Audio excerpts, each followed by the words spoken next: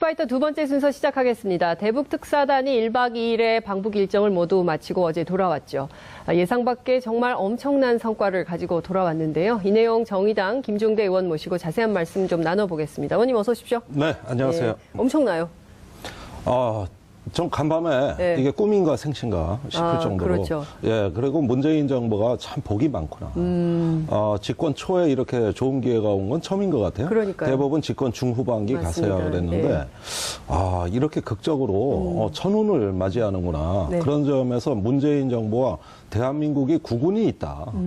그런 점에서 저는 정말 전율했다. 네. 완전히 감전됐다고 말씀드릴 수 있겠습니다. 네. 네.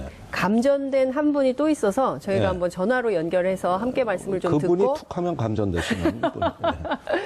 네, 정세현 전 통일부 장관님 전화 연결로 방북 특사단 성과 좀 짚어보겠습니다. 장관님 나와 계시죠? 예. 네, 제가 지금 김종대 의원하고 같이 장관님 통화 중인데요. 간밤에 이게 꿈인지 의원은 직업이 뭐요? MC요? 국회의원이요? MC 같은데요, 지금은? 국회의원입니다. 아니, 뭐 잘 아시면서. 예, 예. 장관님도 간밤에 이게 꿈인가 생신가 하셨죠? 아니, 나는 뭐 그렇게까지는 아니고. 아니, 어제 통화한 기자들이 굉장히 흥분돼 계시다고 다들 그러던데요. 아니에요. 아니에요? 예, 이제 나이도 있는데 뭐 가지고 흥분하지. 예. 야, 장관님, 근데 어쨌든 이게 세계가 주목을 하게 될 것 같습니다. 1989년 11월인가요? 베를린 장벽이 무너지던 그때와 같은 그런 느낌을 세계인에게 주지 않을까. 판문점에서 남북 정상이 만나는 최초의 사례 아닙니까? 6.25 전쟁 이후 처음이다. 이런 얘기가 나옵니다. 베를린 장벽 붕괴까지는 아니고. 네. 나는 그 판문점 회담 얘기를 들으면서 네. 1970년 3월 19일 날 서독의 프랑스 총리가 그 기차를 타고 동독으로 들어가서 첫 번째 나오는 역이 에어프루트 역입니다. 네. 에어프루트 역사에서 동독의 수상 수도포고 정상회담을 했어요. 그리고 두 달 후에 5월 21일 날 다시 서독의 최초의 역인 카셀에서 정상회담을 했어요. 네. 그게 이제 나중에 에어프루트 카셀 회담이 이 베를린 본 하다가 결국 이제 통일까지 갔는데, 그래서 다음번에는 이제 4차 정상회담은 뭐 통일각에서 해줘야 될 것 같은데, 예. 아주 절묘한 선택이었다고 생각해요. 절묘한 근데 선택을 했다. 네, 그보다 더 중요한 것은 사실은 김정은 위원장이 미국의 입맛에 맞는 그 메뉴를 탁 내놨다는 사실이에요. 미국이 트럼프 대통령이 미국 대화를 피격할 수 없는 메뉴를 딱 내놓은 겁니다. 거부할 수 없는, 미국이 거부할 수 없는 미국의 네. 입맛에 딱 맞는 얘기를 꺼내놨다. 네. 그러니까 북미 이거- 대화는 할 수밖에 없는 거다. 아니, 이제 우리로서는 북미 대화를 먼저 성사시켜줘야 네. 정상회담을 할 수 있기 때문에 그게 의미가 있다는 거죠. 지난번에 여건을 만들어 나가면서 성사시키자고 했던 게 네네. 여건을 만들어서 성사시켜야 될 것이 정상회담인데 네. 정상회담이 되려면 북미 간에 미국 간에 먼저 대화를 하라는 얘기였거든요. 네.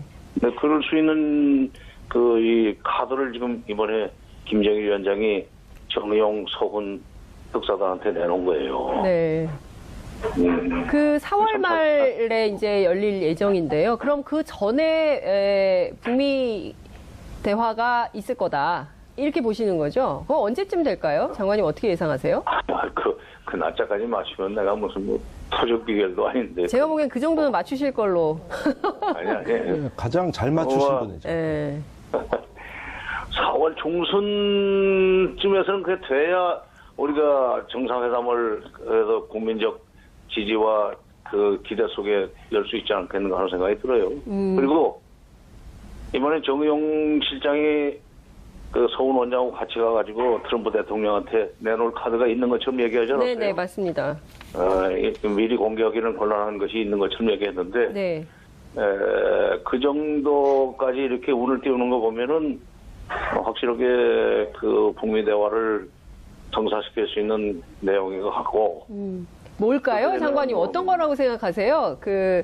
지금 정의용 실장이 복선을 깐 이 메시지는 뭐라고, 전문가로서 어떤 거라고 좀 짐작을 하십니까? 내가 짐작이 가는 바는 있지만, 네. 아까 옆에서 김용대 의원도 말씀하시기를 가장 잘 맞춘다면서 맞춰가지고 그게 나중에 정의용 실장이 트럼프 대통령한테 가서 할 얘기하고 같아버리면 트럼프 대통령이 얼마나 김새겠어요. 아니 장관님 좀 틀리셔도 됩니다. 괜찮습니다. 예. 말씀하시죠. 아니, 조금 예. 틀려도 네. 내가 말하면 상관없어요. 맞을 것 같아서 내가 겁나서 말 못해. 빨리 말씀해 주세요. 그 이러시면 정도는 말씀하셔도 또, 예. 시청자들이 지금 다 기대하고 다 귀를 쫑긋 세우고 있습니다. 아니 이거는 뭐 누가 잘 맞추고 안 맞추고 뭐 분석가로서의 평론가로서의 그 능력의 문제가 아니고 어떻게든지 정말 미국 대화가 성사될 수 있도록 해야 된다는 차원에서 보면은 특사의 방미 이후에 미국 정부가 발표할 때까지는 우리가 참고 기다려야 돼요. 예. 굉장히 신중하시네요. 요 대목에서. 그러니까요. 예. 어쨌든 좋은 반응 또 희망적인 기대로 보시는 것이죠. 예. 네. 근데요, 필살기라는 표현을 쓰셨잖아요. 장관님께서 아침에, 오늘 아침 네, 라디오에서. 아침에, 예. 네. 그 필살기는 뭘까? 이게 굉장히 궁금하거든요, 장관님. 아니, 글쎄, 바로 그 질문, 조금 전에 질문한 게 바로 그건데. 네, 네. 한 번 더 여쭙는 겁니다. 그거 내놓으면 안 돼. 예. 아쉬움이 큰데 장관님에 대해서 많은 기대를 갖고 있는 시민들께서 너무 말씀 안 하신다 이런 생각을 할 것 같아요. 그게 아니라 예. 이게 무슨 인터뷰 하는 사람으로서 무슨 잘 맞추고 안 맞추게 문제가 아니고 네.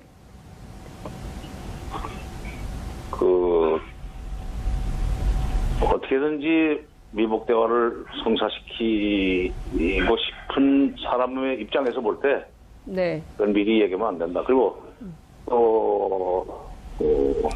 미국 쪽에서 이미 지금 북한이 상당히 진전된 입장을 보이고 있다는 코멘트가 나오지 않았어요. 네네. 네. 국방부에서도 미리 우리 대표단 돌아오기 전에 국방부에서 먼저 상당히 좋은 조짐이 있다는 식으로 얘기를 했고 네. 그런 거 보면은 그쪽도 알고는 있는 것 같은데 네. 그거를 우리 쪽에서 얘기하면 곤란하죠. 예, 장관님 제가 한 말씀 여쭙겠습니다. 과거에 김정일 위원장 시절에 이제 대북 정책을 많이 일선에서 담당하셨는데 김정일 위원장하고 지금의 김정은 위원장하고 스타일의 차이, 어떤 세대 차이 이런 걸 확실히 느끼지 않으세요? 세대 차이가 있는데 그건 나이의 문제가 아니고 어떻게 보면은 좀 김정은은 아버지보다는 할아버지 스타일로 가는 것 같아요. 예. 김정일 위원장 때는 광폭 정치, 통 큰 정치, 말은 그렇게 했는데 사실은 굉장히 통 크다기보다는 세심하게 따지고 하면서 이 퇴로를 열어놓고 무슨 협상을 하고 하는 식이었었는데, 네. 김정은 시대로 넘어와서는 실질적으로 통 큰 결단을 내리는 것 같아요. 이번에 비핵화를 미국 대화의 의제로 삼을 수 있다? 그 다음에 체제 보장만 해주면은 우리가 핵을 가질 이유가 없다? 네. 그 다음에 비핵화는 선대의 유언이다? 이런 얘기는 사실 자기가 2년도 안 됐는데 2016년 5월 달에 열렸던 7차 당대회에서 핵 보유국으로서 핵 전파 방지, 그러니까 핵 비확산 의무는 이행하겠다는 얘기를 뒤집는 거예요, 지금. 네. 그렇죠. 그 얘기는 핵 보유국으로서 전파 방지, 비확산 의무만 이행하겠다는 얘기는 핵 보유국으로 인정을 한 얘기고 핵은 포기하지 않겠다는 얘기거든. 그렇잖아요? 네. 근데 이번에 비핵화는 선대의 유언이다 하면서 아버지, 할아버지 핑계 대고 트럼프가 듣고 싶은 얘기를 함으로써 미국 대화가 기정사실화 되게 만드는 그런 조치를 하는 거 보고, 이거는 김정일 스타일이 아니라 김일성 스타일이구나. 예. 장관님, 근데. 조선 간의 격세 유전이 있어요. 네. 조선 간에 격세 유전이 있다. 예. 장관님, 우리 아들보다는 우리 손자가 나를 많이 닮았어. 그런 거 있어요, 진짜. 예. 예. 그 할아버지가 돼버리면 손자가 돼버려 이런 거 있잖아요. 예. 뭐 거기서 대머리가 왜 나옵니까? 왜 나와? 예. 아니, 갑자기 그 생각이 나는데. 근데 장관님 제가 이것 좀 여쭤보고 싶습니다. 국내 여론이 또 막 출렁이고 있어서요. 보수 언론하고 일본이 지금 강력하게 좀 약간 비판 모드로 나오고 있는데 지금 나온 합의가 24년 전하고 별로 차이가 없다. 결국 북한은 경제적 이득만 취하고 핵 개발은 계속할 거다. 이런 어떤 의심의 시각들이 존재합니다. 보수적 시각에서 말이죠. 24년 전 합의가 뭐예요? 그러니까 이를테면은 과거에 그 북한이 예, 제네바 합의 얘기하는 거죠. 94년 제네바 합의? 네. 그건 알지도 못하는 소리고 반대를 위한 반대고 아, 그다음에 이제 제일 반대하는 것이 지금 일본인데 네. 불안해하죠. 일본 이른바 저편 패싱.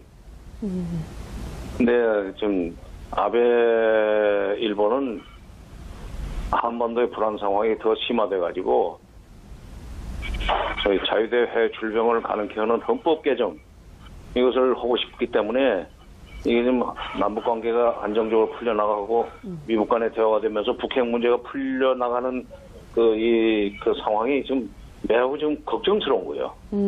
일본은 한반도가 불안해야 지금 아베 내각은 한반도가 불안해야 돼요. 네. 근데 이제 미국이 저렇게 그 트럼프까지도 상당히 좋은 진전이 일어나고 있다? 네. 이렇게 얘기를 하고 국방부도 뭐 상당히 희망적이다 한 얘기를 하고 있는 마당이기 때문에 이제 일본도 결국은 미국 따라갈 것 같은데 네. 그런 점에서는 우리 보수 진영이나 야당이 네. 너무 늦어. 너무 트럼프가 그 정도 예. 트럼프가 그 정도 얘기했으면 빨리 그쪽으로 편성을 해야지. 네. 바람의 방향이 바뀌고 있는데 아직도 무슨 왜 이렇게 봄이 온 계속 북풍이 불기를 기다리면 어떡해? 예. 네. 다소 그런 면이 많죠. 예. 그 당이요. 예. 그런데 사실 알 수 없는 기상도가 남북 관계 한반도 정세인데요. 앞으로 몇 가지 좀 난제가 있어 보입니다. 한미 연합 군사 훈련이라든가 여러 가지 한미일 간의 동맹 현안들이 많은데 이런 것들이 앞으로 북한과의 대화에 있어서 좀 걸림돌이 되거나 잠복적인 어떤 또 하나의 뇌관이 되지 않을까 여러 가지로 좀 가슴이 조마조마하거든요. 어떻게 보십니까?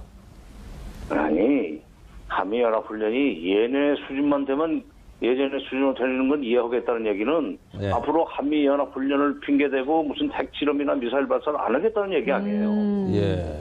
그거는 예상 못했던 이 카드지. 그러니까 근데 아마 또 이제 또 질문 나올지 모르지만 필살기 질문 나올지 모르지만 그보다 더 센 얘기가 있을 것 같아요. 아, 그러니까 그 센 얘기가 뭔지 장관님을 통해서 꼭 듣고 싶은데. 네. 어떻게 안 되겠습니까, 장관님? 만나면 이건 취재를 해야 되지 인터뷰를 해야 될 그러니까요. 사안이 아닌 것 제가 같아요. 이 조명등이 꺼지면 예. 바로 전화드려서 확인한 다음에 제가 시청자 여러분 내일 알려드리겠습니다. 빨리 식사 약속 잡고. 그러니까요. 빨리 예. 식사 약속을 잡아야 될 것 해야 같네요. 되겠습니다. 알겠습니다. 장관님, 어쨌든 말씀 너무 감사드리고요. 조만간 저희가 또 차를 보내겠습니다. 그래서 이 스튜디오에 모셔서 한번 또 말씀을 세게 듣겠습니다. 아유, 괜찮겠죠, 아유. 장관님? 아니 너무 멀어 그쪽은. 아이, 멀어도 예, 나와주시고요. 요즘 몸값이 자꾸 올라가시는 장관님입니다. 역시 새로운 그러니까요. 풍모가 보여집니다. 그러니까요. 예. 예. 장관님 하여튼 오늘 말씀 잘 들었습니다. 고맙습니다. 예. 네, 지금까지 정세현 전 통일부 장관과 함께했습니다. 네. 재밌네요. 의원님 이렇게 더블 MC로 우리가 예. 정세현 장관님하고 인터뷰를 하니까 네.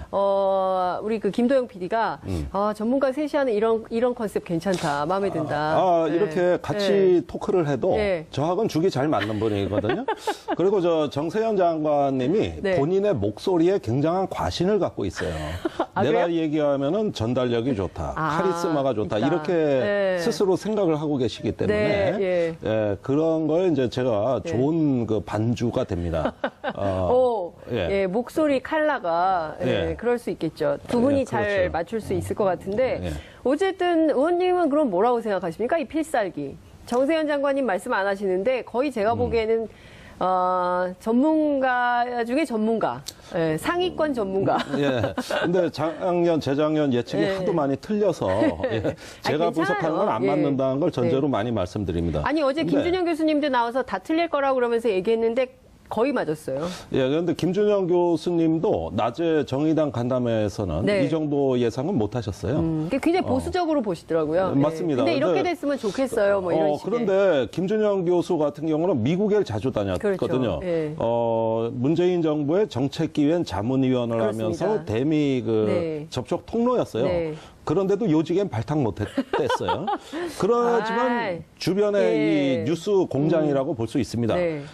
그런데 김준영 교수를 비롯해서 이 정권과 가까운 비교적 관변학자라고 얘기할 만한 사람들조차 네. 예상 못했던 일임에 분명하고 예. 희망사항이라면 네. 한미연합 훈련하는 거 봐가면서 핵미사일 시험은 당분간 중단하겠다. 이런 핵미사일 도발 모라토리엄 정도 받아오지 않을까. 그렇죠. 맞아요. 예, 이거면 괜찮다 그랬거든요. 그런데 어떻게 됐어요? 모라토리엄 정도가 아니라 그 그냥 두 단계 위에 그러니까요. 거. 예. 비핵화가 나왔고 정상회담이 그렇습니다. 나왔어요. 그러니까 이거는 날짜도 4월 말이 웬 말입니까? 4월 말이. 4월 말이 웬 말입니까? 네. 예. 그래서 그 4월 1일 말이면 지방선거 선거운동 시작할 무렵이에요. 아, 그런가요? 예. 이제 그 직전이죠. 그러네요, 진짜. 예, 예. 그렇습니다. 그래서 뭔가 문재인 정부에 저는 대박이 터졌다. 문재인 정부 대박 터졌다. 대박 터졌다. 아니 근데 이게 문재인 정부의 대박이다 이렇게 볼 수 있을까요? 대한민국의 또, 대한민국의 대박인 거 아닌가요? 아니, 만약에 그러면 한반도 평화 자유한국당도 체제가 같이 축하를 해야 그러니까요. 마땅한데 아닌 거 보니까 그러다 보니까 이 좋은 성과를 나눠 가지면 더 좋은데. 그렇죠. 네, 그런데 기쁨은 나누면 배가 되는데. 그렇습니다. 그죠? 예. 어쩔 수 없이 여당이 가져가게 된 것이죠. 아, 안타깝네요. 예. 예. 자, 그게 그래서 필살기는 무엇인가는 의원님도 말씀을 안 하시는 거죠? 이거는 한 가지 말씀드릴게요. 예. 제가 보기에는 제안을, 예. 이 평양의 특사단이 간 것만 사람들이 주목하는 것 같은데. 예. 제가 정통한 소식통을 통해서 네. 단독. 예, 단독입니다. 단독 나옵니다, 여러분. 주목하세요, 단독. 구체적으로 밝혀드릴게요. 서훈 국정원장이. 아, 서훈 국정원장이. 서훈 국정원장이 정부 내에서 이 외교안보 관계자들하고 준비 모임이 있었나 봐요. 예. 그때 이미 특사 그 결과는 장단컨대 기대해도 좋다. 오. 기대해도 좋다. 이 말을 이미 했고, 예. 심지어 문재인 대통령조차 네. 이번 특사는 모심으러 가는 게 아니라 가을거지 하러 가는 거다. 추수하러 가는 거다고 예. 알고 있었다는 겁니다. 그러니까 아, 문제는 네. 그 이전에 이미 풀려 있었다는 거예요. 그러니까 이 지금 얘기한 정상회담 비핵화에 대한 합의를 해올 거라는 것을 네. 미리 알고 그것을 일종에 가서 확인받아오러 보내는 특사란 말입니다. 협상이 아니고. 예. 그러니까 그 이전에 물밑대화로 이미 끝난 얘기였다는 것이죠. 이건 제가 확인한 거예요. 잠깐만요. 두 가지인데, 하나는, 그러면 서훈 국정원장이 이 얘기를 한 시점이 언제고, 문재인 대통령이 이 말씀을 하신 시점은 아니, 언제인 그 얘기를 건가요? 내가 평창 구체적으로 올림픽. 밝히면 여러 사람 좀- 다쳐요.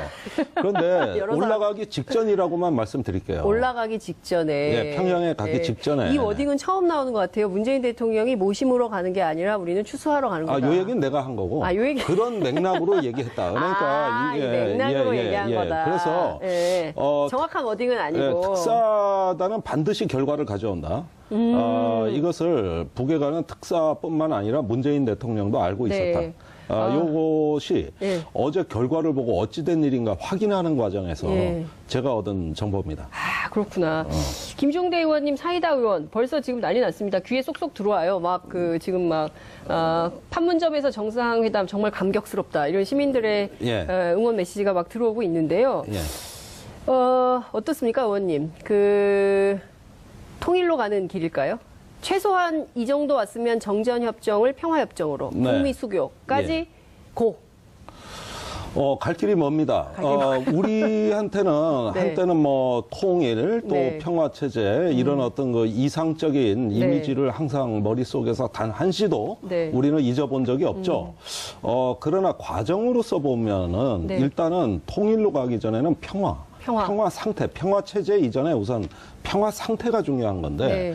그것은 제가 변형된 쌍중단이라고 맞습니다. 이 프로에서도 말씀드린 바 말씀해 있어요. 주셨어요. 예. 북한의 도발 중지와 우리는 북한에 대한 압박과 제재에 더 강도를 높이지 않는 네, 것. 네. 이것을 이야기하는 것인데 쌍중단의 프레임은 작동한다. 제가 누차 말씀드린 거예요. 네. 단지 그 용어가 주는 것에 거부감을 느끼는 국민들이 많아서 그렇지 네. 사실상 그것이 평화를 이야기할 수 있는 1차적 대화의 조건이라는 겁니다. 네. 그렇게 해서 일단 우리가 컴퓨터 사면 먼저 포맷을 하고 그렇죠.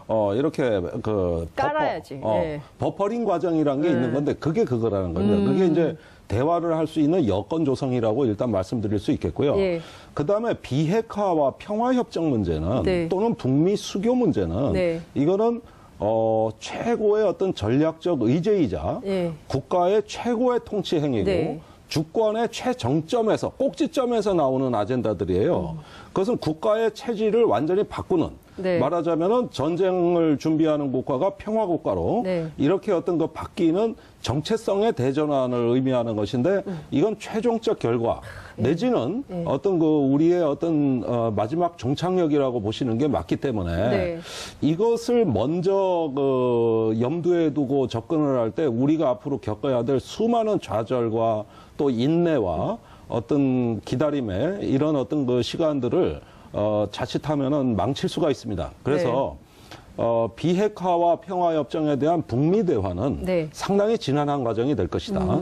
왜냐하면 국가가 자기의 핵심 주권을 양보하는 것이기 때문에 네. 북한 관점으로 보면 그래요. 그렇겠죠. 그래서 이 부분만큼은 한국이 훌륭하게 지금 평화 교량 국가로서 다리 역할을 하고 있습니다만은 아. 결국은 결자 해지, 예.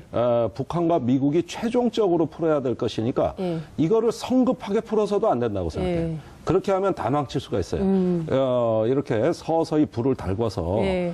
밥이 뜸이 들어야지 자꾸 이놈이 와서 소뚜껑 열어보고 저놈이 와서 소뚜껑 열어보고 하면 잘 되던 밥이 맞아요. 설익어. 설익어 삼층밥이 돼. 그래요.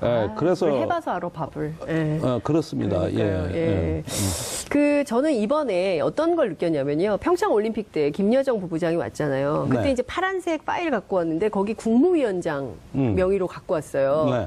그리고 그 신우이 올케가 여기 보면 같이 앉아 있잖아요. 난 저 장면이 재밌어요. 그러니까 네, 그리고 저 장면이. 저기 예. 보면은 리설주 여사가 됐어요. 동지에서. 여사가 됐죠. 그러니까 그리고 자기네를 좀 정상 국가로. 그러니까 북한에 대해서 뭐 미치광이 또 트럼프가 뭐라 그랬죠?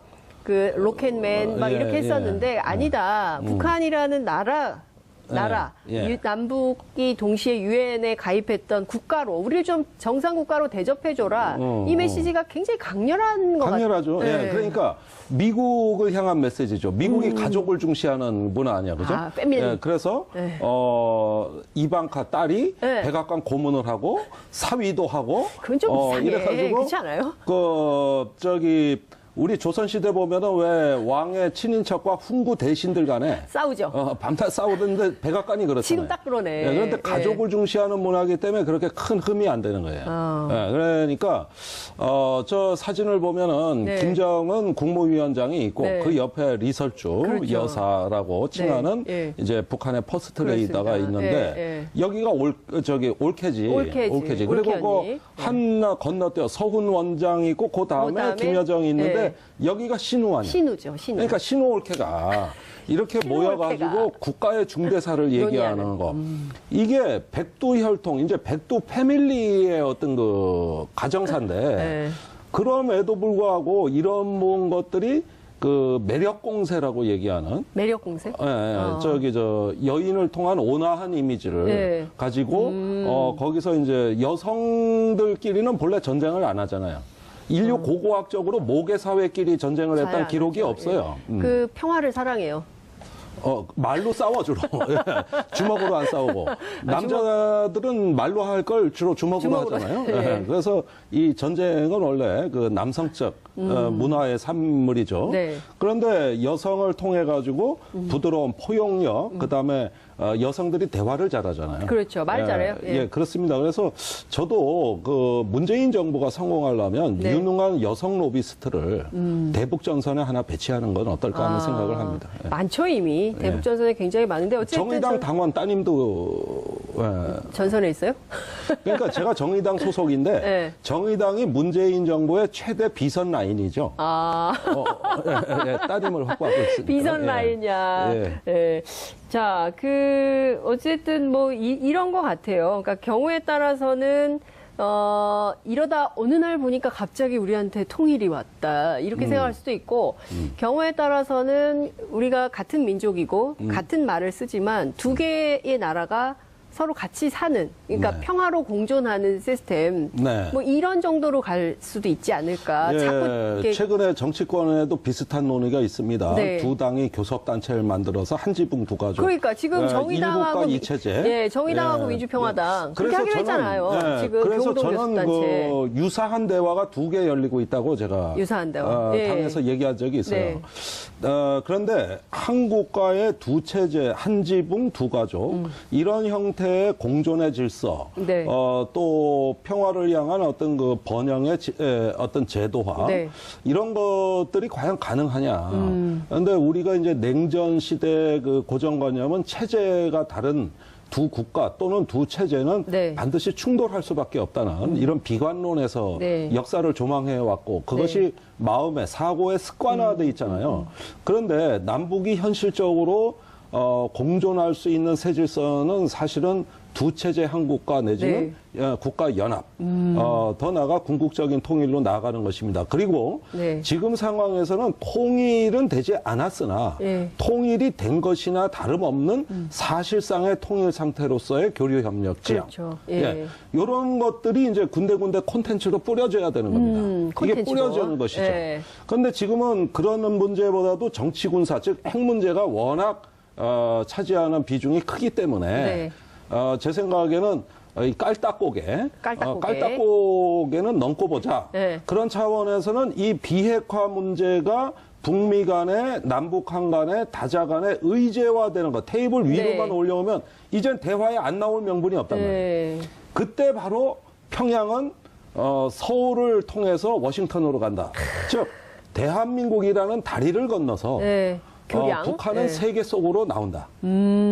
이것이 바로 우리가 네. 꿈꾸는 찬란한 비전입니다.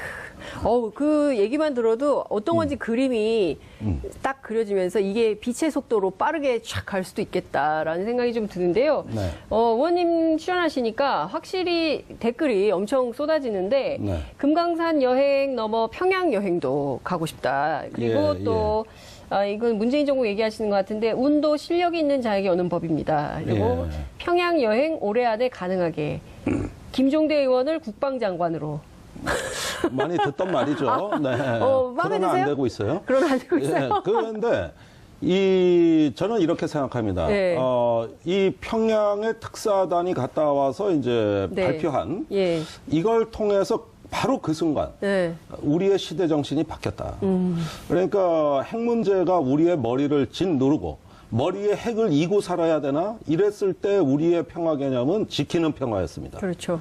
그러나 핵 문제도 이제 우리가 관리할 수 있다, 통제할 수 있다. 그 특사단의 합의문을 통해서 그 사실을 느끼는 순간 이제는 지키는 평화가 아니라 만드는 평화구나. 피스메이킹. 피스메이킹. 예. 예. 그래서 지금의 시대 정신이 예. 이제 지키는 평화는 한계에 도달했다.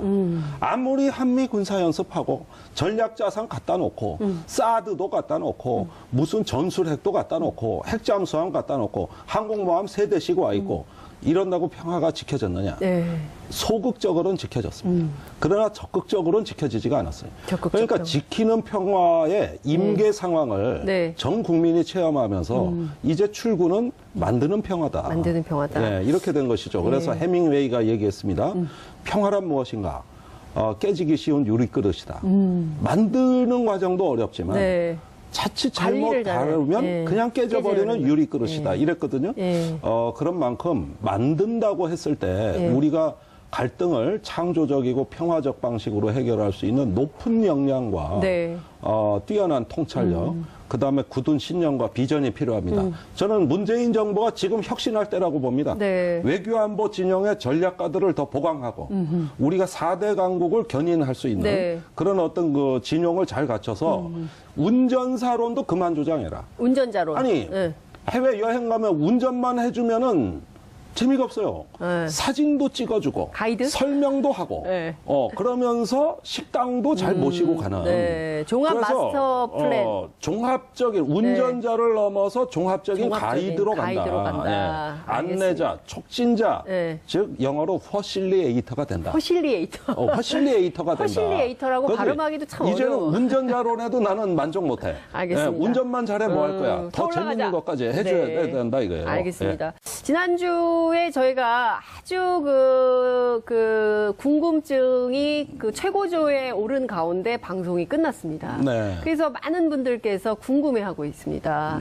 도대체 누구? 네. 그분은 누구인가? 박근혜 정부에서 네. 군사 안보를 관리했던 네. 그 제3의 인물은 누구냐? 라는 건데요. 그 얘기하고 같이 엮어서 김관진 전 장관의 구속영장이 또 기각이 됐습니다. 그렇습니다. 네. 우선 새로 확인된 사실만 먼저 말씀드리죠. 단독 나옵니까? 단독? 예. 네, 네. 단독. 네. 항상 이 방송은 저한테 압박감을 많이 주시는데 지난주에 네. 확인해 본 이게 바로 결과 시청률을 올리는 묘미입니다. 네. 예. 할 말이 없습니다. 예. 네. 그 김관진 장관이 미국에서 리빙스턴 컨설팅이라는 업체로부터 상당한 수준 8만 달러에 그렇죠. 달하는 편의와 양흥을 제공받았다. 네. 이걸로 이제 나라가 발칵 뒤집혔습니다. 그 8만 달러를 스폰서한 사람은 국내 철강 회사의 대표였다. 연합자. 네. 그런데 그 철강 회사의 대표를 김관진 장관한테 소개해 준 사람이 네. 바로 네.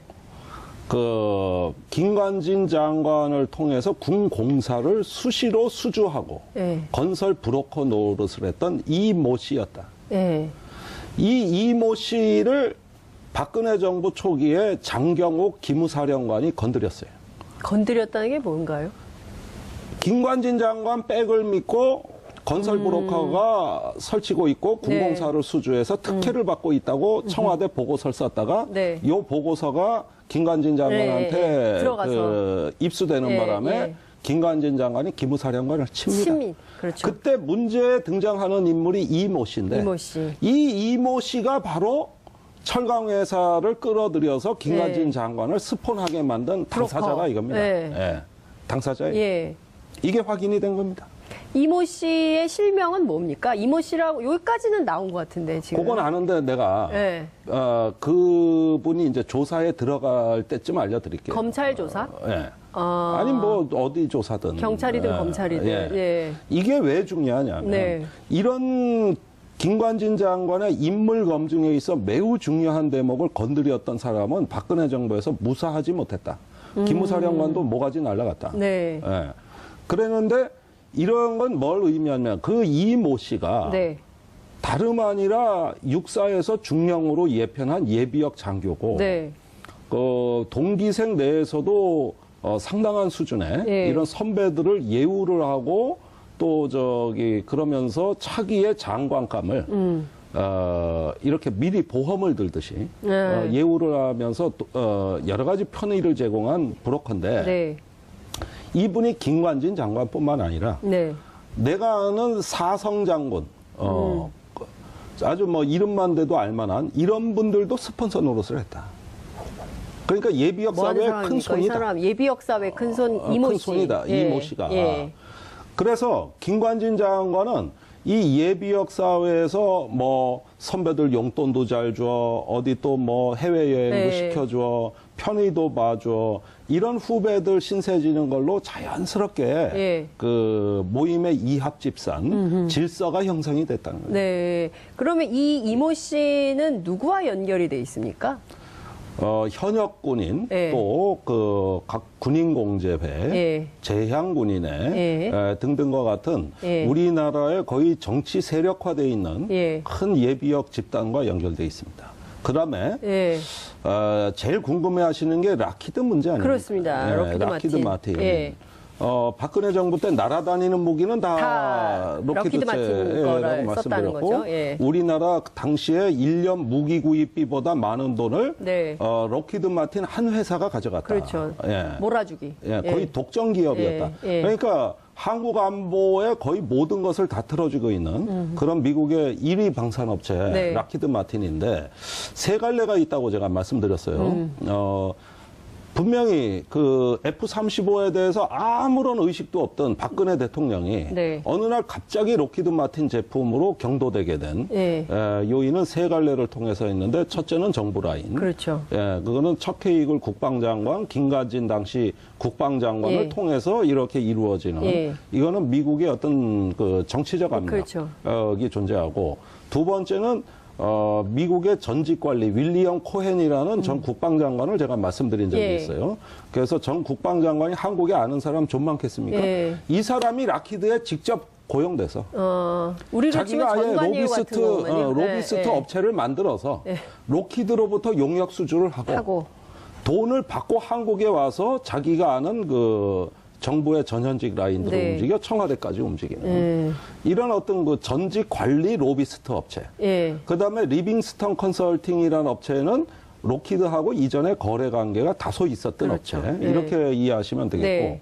그다음에 세 번째가 민간 순수 로비.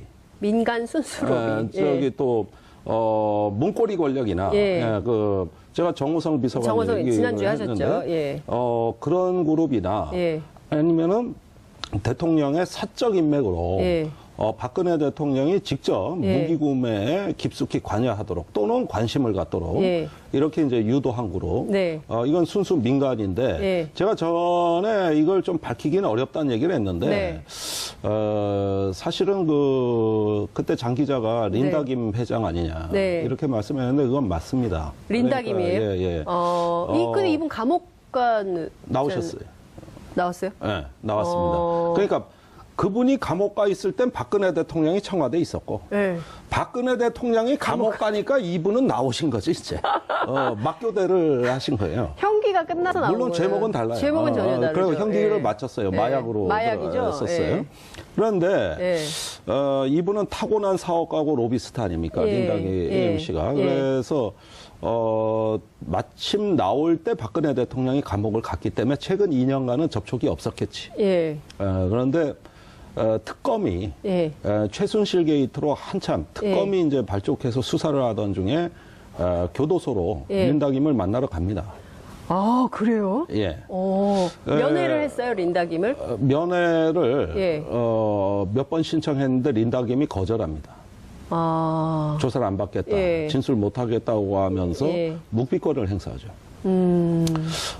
그런데 그 특검의 조사를 통해 가지고 네. 린다김으로부터 직접 진술은 못 받았는데 당시 특검의 조사 내용은 네. 무기에 직접 뛰어든 정황은 확인되지 않았고 박근혜 대통령이 그렇게 움직이도록 린다김이 역할한 건 확인되지가 않았고 네. 다만 충분히 의견을 나눌 수 있는 두 사람의 개인적 친분은 맞다. 아, 린다 김과 박근혜 대통령이 두 사람의 상당히 개인적 친분이 있어서 예. 관련된 내용은 나눴을 개연성? 개연성까지는 확인을 안 해줬어요. 예. 예, 그런데 상당한 수준의 어떤 그 친밀감, 예. 어떤 관계가 있다는 건 맞다. 이 부분까지는 확인이 됐습니다. 네. 그런데 그때 당시에 이제 린다가 마약사범으로 형을 살기 이전에 네. 린다 김이 그 락히드 마틴하고 예. 계약을 체결한 것은 맞아요. 그러니까 컨설팅 계약을 체결한 예, 건 예, 맞습니다. 예. 그러니까 로비스트 계약은 맺은 거예요. 아. 그리고 얼마 있다가 감옥에 가는 바람에 충분히 락히드로부터 의뢰받은 것을 하기에는 아. 물리적 한계가 있었던 것이죠. 미수네, 미수. 예, 그럴 수도 있는 거예요. 예. 그런데 대통령이 이제 선거가 끝나고 박근혜 대통령 당선자 시절에 제가 알기로는 한 두 번. 네. 그다음에 대통령이 된 뒤로 한 서너 번 예. 이런 정도 청와대에서 접촉을 한 걸로. 아, 일단은 린다 김이 예. 무기 관련해서. 그거는 무기 관련이라고는 제가 딱히 말하지 않을게요. 그런데 대통령이 수시로 네. 이쪽 분야의 자문을 받았던 건 사실이다. 여기까지 말씀드릴게요. 박근혜 대통령이 현직 시절에 네. 박근혜 전 대통령이 현직 시절에 린다 김으로부터 로비 상당한 관련된 자문. 예. 자문을 받은 것은 사실이다. 사실이다. 아. 예. 그 정도로 둘이 가까웠다는 거. 예, 이거는 확인을 했습니다. 그러면 실제로 제3의 인물은 린다 김이 맞다는 건가요? 플러스 로비? 알파. 플러스 알파? 예. 그러니까 이게 다음 시간 또 해야 되겠네요. 예, 그러니까 이게 굉장히 복잡하게 네. 느껴지시는 이유는 네.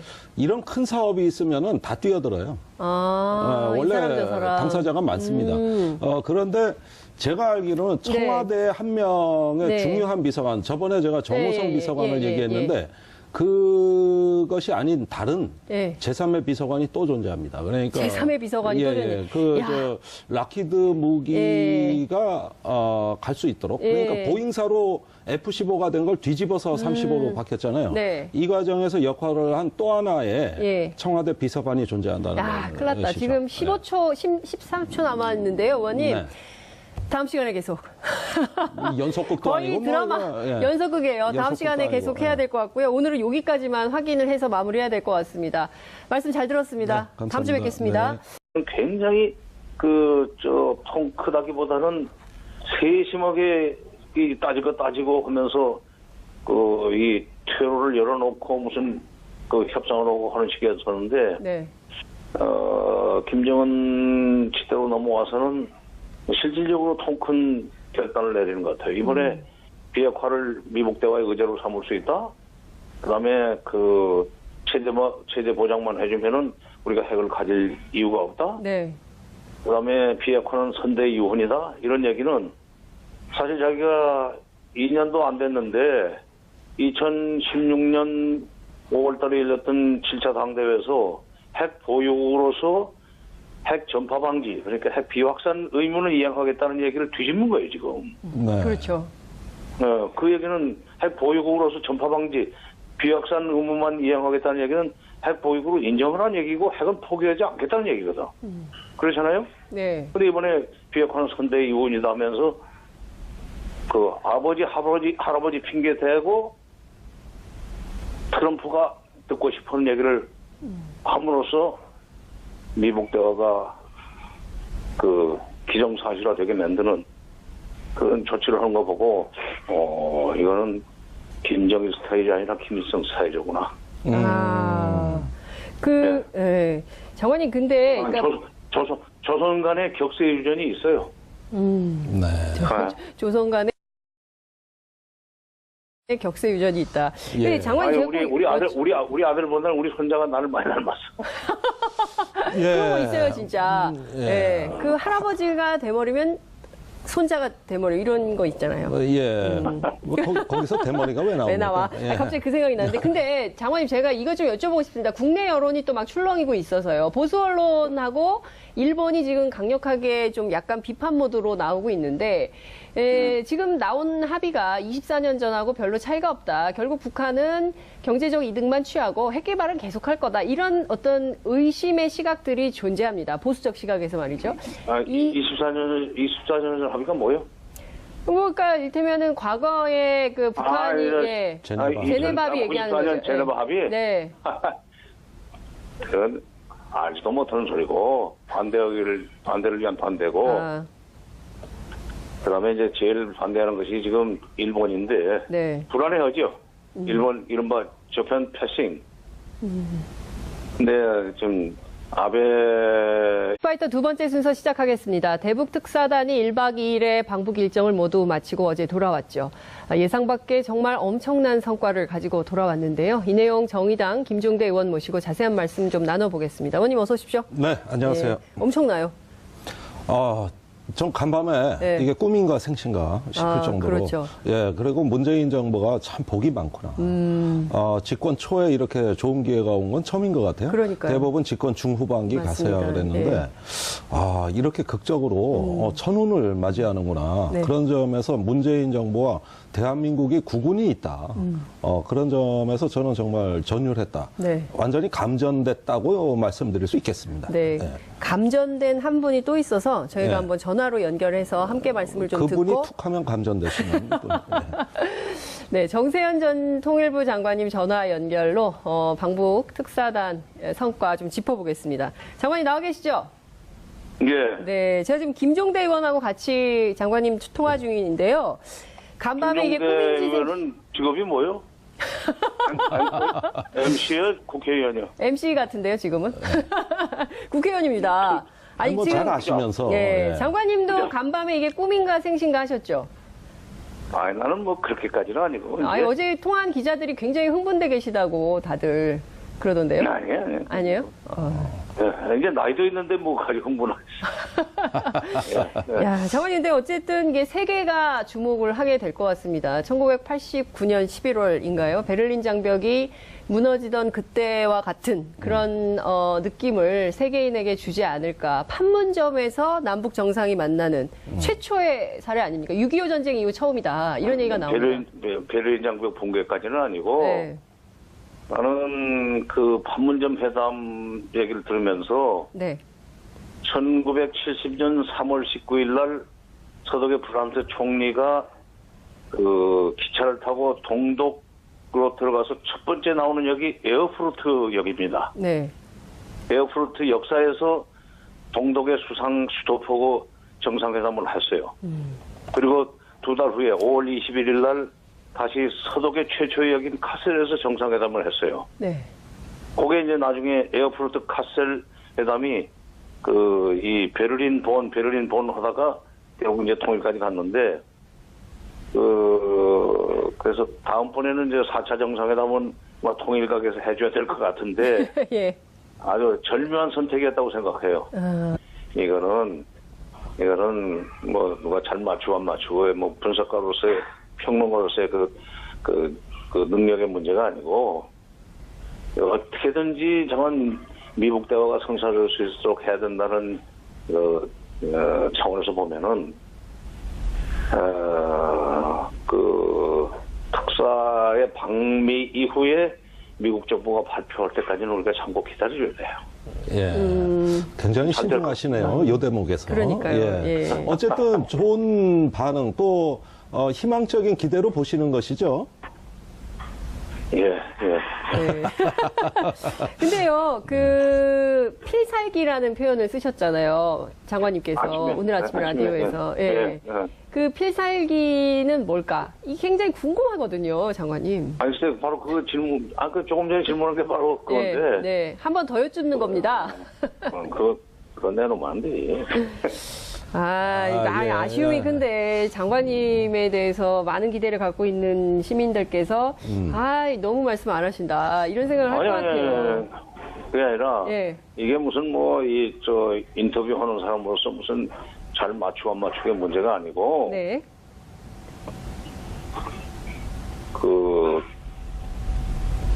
어떻게든지 미국 대화를 성사시키고 싶은 사람의 입장에서 볼 때 네. 그건 미리 얘기하면 안 된다. 그리고 미국 쪽에서 이미 지금 북한이 상당히 진전된 입장을 보이고 있다는 코멘트가 나오지 않았어요. 네네.